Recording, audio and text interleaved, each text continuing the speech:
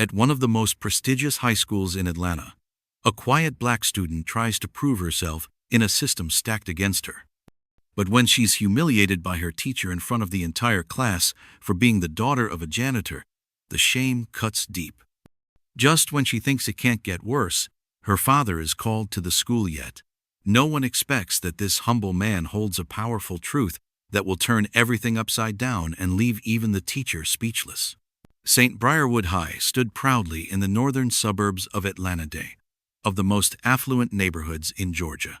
The school was often hailed as a symbol of elite academic excellence, and hundreds of upper-middle-class white families fought to secure a spot for their children each year. They boasted Ivy League acceptances like Princeton, Yale, and Stanford, as if they were personal trophies. And while Briarwood was technically a public school, it had its own unspoken expectations, polished appearance, refined mannerisms, and above all, fit the mold. Fitting the mold here wasn't just about intelligence or character. It meant having the right look, the right accent, the right family background, and the right skin color. In Classroom 12A, Briarwood's top honors class students were expected to become the school's shining future. Most came from privileged households: doctors, lawyers, small business owners with comfortable lives. Classroom chatter revolved around summer trips to Italy, designer birthday gifts, or spring visits to Harvard. And among them sat Amira Johnsona, quiet black girl with caramel skin and contemplative eyes, always a still drop in the sea of noise. Amira lived with her father in South Atlanta, a place long dubbed Black Bottom by locals, not just for its demographic makeup, but because it was one of the city's most impoverished areas. Her mother had passed away when Amira was in elementary school, after a long battle with lupusone her insurance couldn't fully cover. Her father, Darnell Johnson, worked the night shift as a sanitation worker for the city. Most people just called him the trash guy. Each morning, while her classmates were dropped off in sleek SUVs, Amira arrived by boozer on foot when the weather allowed. During lunch, she sat alone with a sandwich her father made the night before. No organic juice, no imported fruit, just enough to get her through the day. Amira wasn't a poor student, far from it. She was bright, meticulous, and worked twice as hard to make up for the silence the world gave her in return. But in a place where family legacy and glossy appearances defined worth, she was always just another poor black girl from the wrong side of town. No one ever said it aloud, but Amira could feel it in the stares, in the whispers behind her back, in the way teachers never called on her when a white hand went up. And especially from her homeroom teacher, Mr. Whitmore. Mr. Whitmore was a clean-cut white man in his 50s, with the discipline of a military officer. He insisted students call him Sir. A former private school teacher, he had been brought into the public system as part of a quality educator exchange. He was sharp, disciplined, and effective, but carried old biases beneath his pressed shirts and polite demeanor, especially when it came to students like Amira. Amira wasn't the only black student in the class, but she was the only one from a poor neighborhood. The other black students were sons and daughters of doctors, bank executives, or celebrities. So Amira didn't quite belong anywhere. White students saw her as different. The other black students kept their distance to avoid being grouped with her. One day in literature class, Amira arrived 5 minutes late. Her bus had been delayed. She apologized and started explaining, but before she could sit down, Mr. Whitmore cut her off with a cold, clipped tone. "Miss Johnson, if you can't manage to show up on time, perhaps you should reconsider attending a school that demands discipline. This is St. Briarwood, not night school." A few giggles scattered across the room. Amira stood frozen. Not because she had nothing to say, but because she already knew. In his eyes, she was just another Miss Johnson, one easily replaced by any other black name on the roster. From that day, things only got worse. During group discussions, Mr. Whitmore consistently sidelined Amira, saying she lacked leadership skills, even when her grades surpassed others. During team selection for the statewide debate competition, a white male student offered weaker arguments but was still chosen as team lead. When Amira gently asked why, the teacher replied, "Amira, debating isn't just about speaking. It's about how you present yourself. And I'm afraid judges at events like this tend to prefer a certain image. A certain image. The phrase hit her like a punch to the chest. It wasn't just about her posture or speaking style, it was about her skin, her clothes, her zip code. She knew exactly what he meant, but there was no proof to challenge it, just his professional opinion. Amira was never the type to explode in anger. She'd grown used to silence, avoidance, and cold stares since childhood. But one Monday morning, things went too far. That day, she turned in an essay she'd worked on until 2 a.m., a critical analysis of To Kill a Mockingbird, praised for its insight on justice and prejudice. She walked in with quiet pride, believing her effort would be seen. Mr. Whitmore glanced at the pages, then quietly closed the folder. He looked up and said, flatly, "I find it hard to believe you wrote this on your own. The language is too sophisticated for your usual work. Did someone help you? Or did you just copy it?" The room went still. Amira blinked, stunned. "Sir, are you saying I cheated?" "I'm not saying. I'm suspecting. And I have the right to ask for proof. If not, this assignment will be disqualified." Amira couldn't remember how she left the classroom, only that her throat burned with shame. The pitying stares of her classmates cut deep, and someone in the back snickered as she passed. Her feet carried her to the hallway, tears blurring her vision. She pulled out her phone with trembling hands and dialed her father. She didn't know what to say, just that she couldn't take it anymore.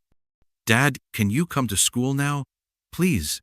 It was Wednesday morning, and Classroom 12A was getting ready for their final presentations on the unit, Unheard Voices in American Literature. The project had taken 3 weeks, and each group had been assigned a writer or character who represented voices silenced or buried by social prejudice. Amira's group had chosen Maya Angelou, iconic African-American writer, poet, and civil rights activist. It had been Amira's idea, and she'd written most of the presentation herself. Though soft-spoken and often overlooked, she knew Maya Angelou didn't just represent the unheard, she embodied a deep inner strength that Amira herself clung to every day in a school that constantly tried to erase her. That morning, the classroom was unusually quiet, as Amira's group took the front of the room. The presentation went smoothly until it was Amira's turn to deliver her personal analysis of I Know Why the Caged Bird Sings.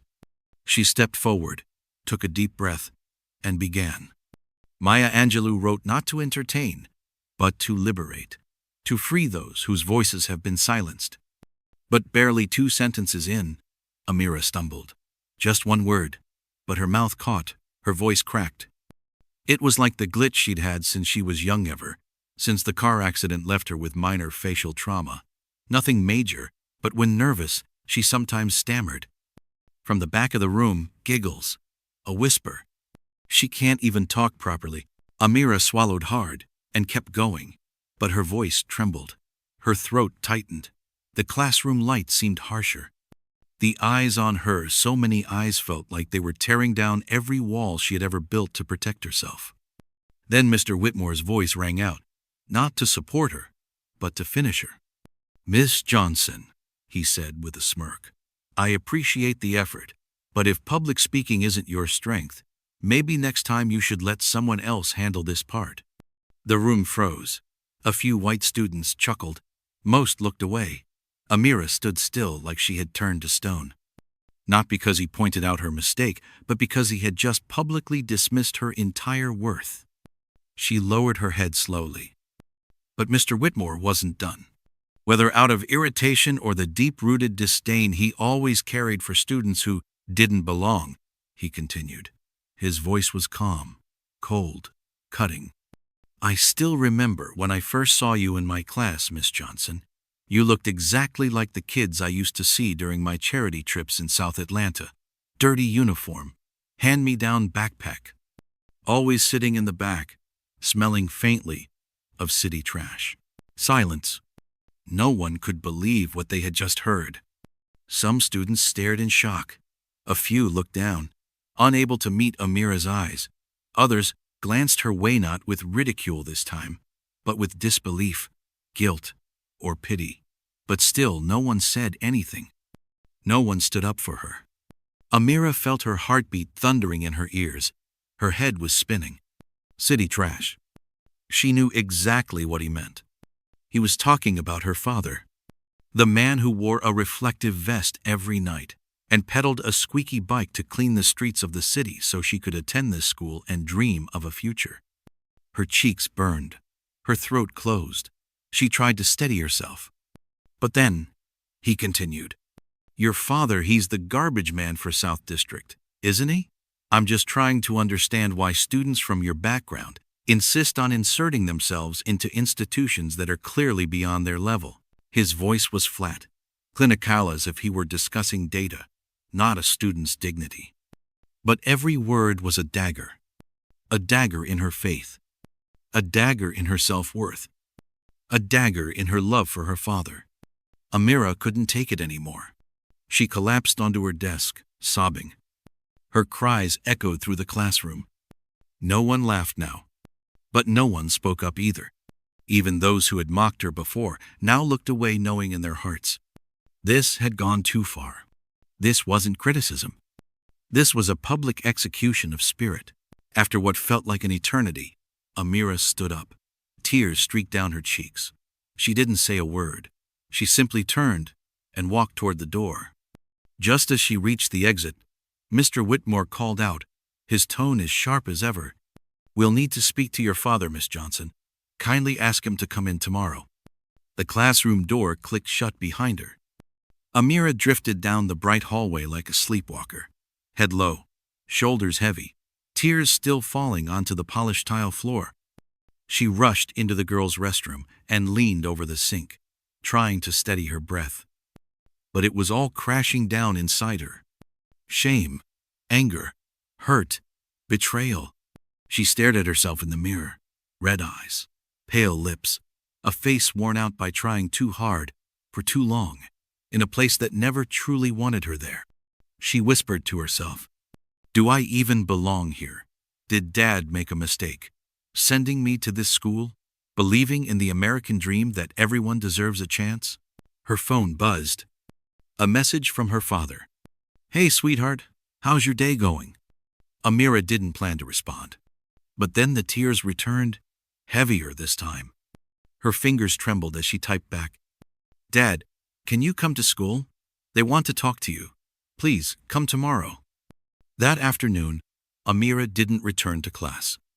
She sat alone in the school library, trying to find stillness.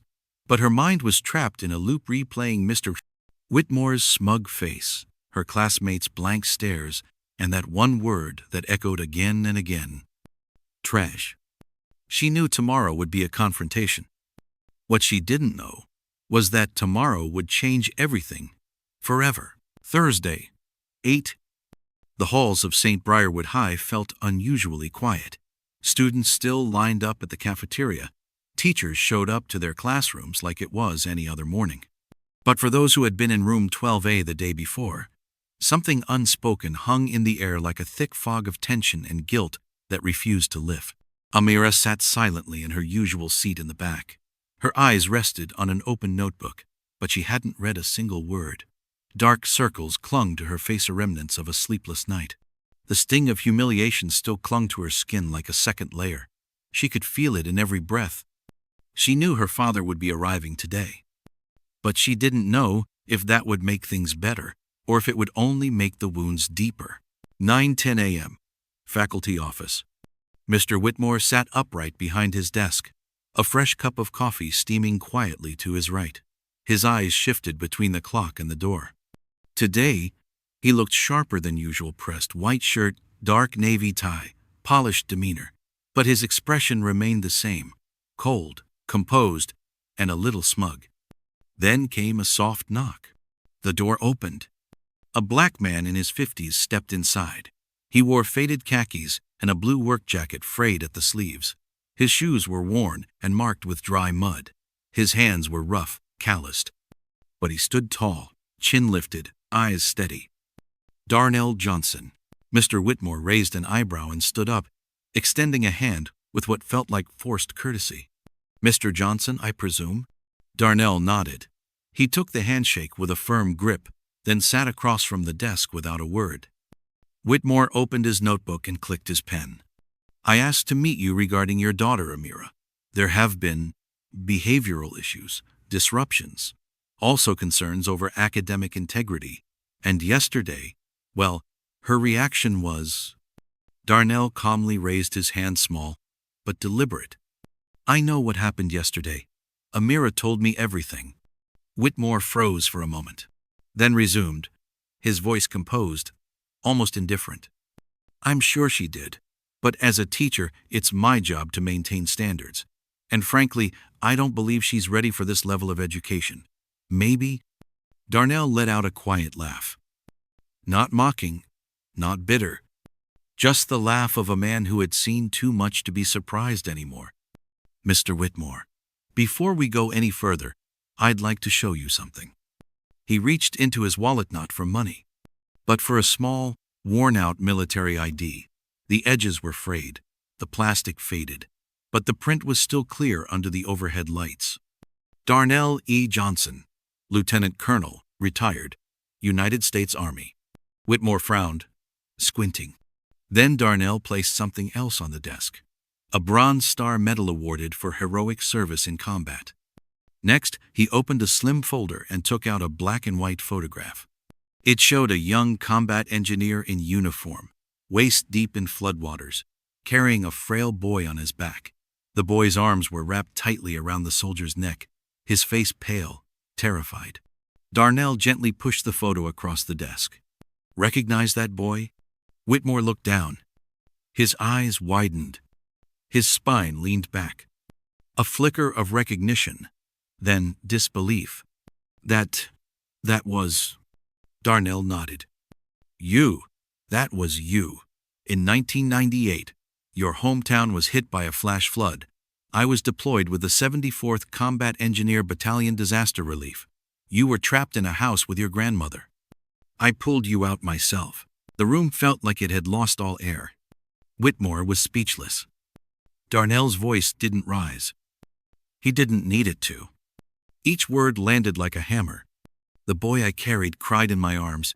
He clung to me like I was the only thing keeping him alive. I stayed with you until your grandmother was found. I never asked for thanks. That's not why we serve. We serve. We protect. We save lives, Seven, the ones who, years later, look at our children and see nothing but trash. Whitmore dropped his eyes. Beads of sweat broke along his temple. He couldn't bring himself to look at the military ID anymore. I left the Army in 2005. I didn't want the medals. I wanted peace. I wanted to raise my daughter to believe in a country that protected her, not punished her. I became a sanitation worker not because I had to, but because I chose to. Because even on the streets, I could still serve this city with dignity. Darnell's gaze sharpened. But now, that same daughter was humiliated by the very man I once saved. Whitmore opened his mouth perhaps to apologize, but nothing came out. His throat constricted. Words failed him. Within hours, word spread across campus. The administration called an emergency meeting. Mr. Whitmore was placed on indefinite leave pending an internal investigation.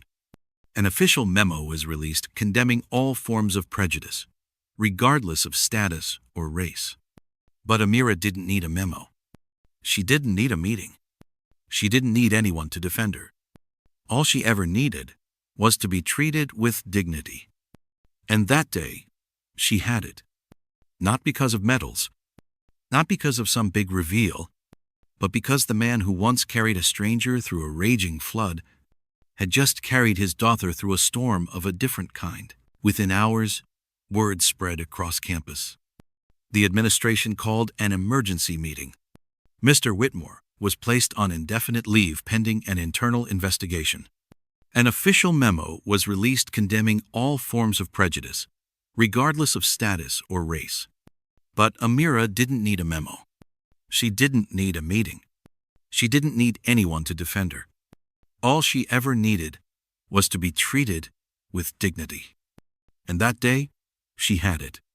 Not because of medals, not because of some big reveal, but because the man who once carried a stranger through a raging flood had just carried his daughter through a storm of a different kind.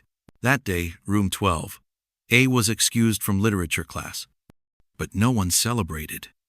There was no chatter, no TikToks being filmed, no one talking about prom.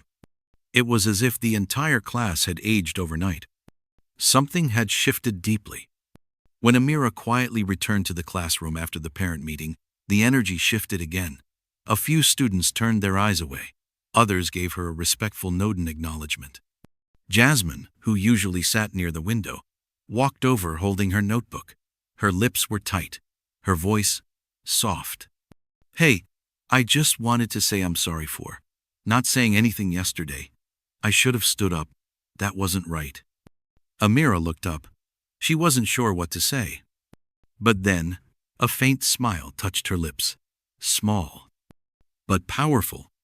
Later, as Amira walked to her desk, Delante hotshot of the class, once Mr. Whitmore's favorite, passed by and mumbled, "I didn't know your dad was like a real war hero." Amira replied gently, "He's always been a hero, just not the kind they make movies about." Dylan paused mid-step. He nodded silently, said nothing more.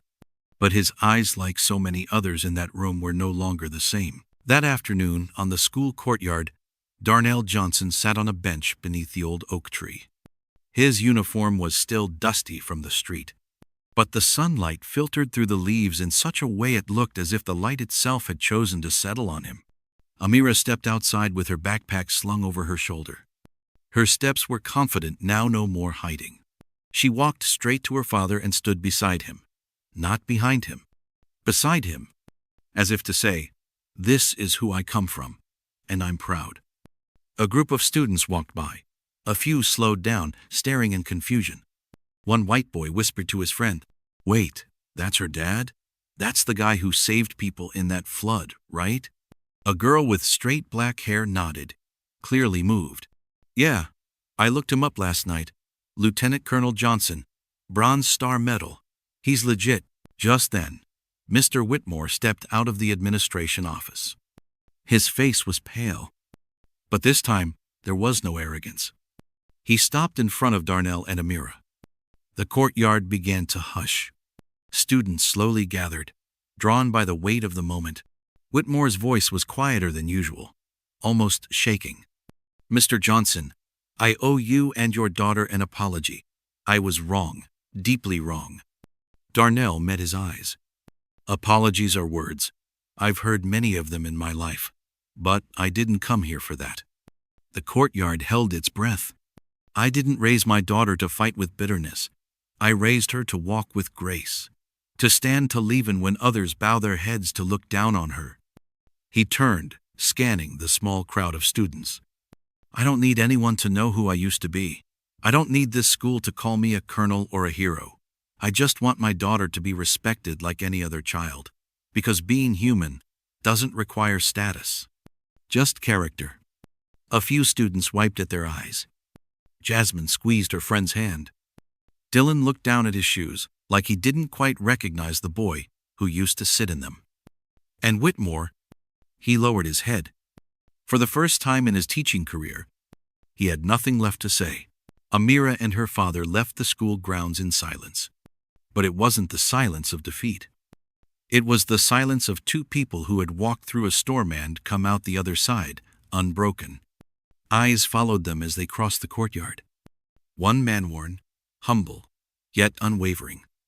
One girl, small, proud, transformed.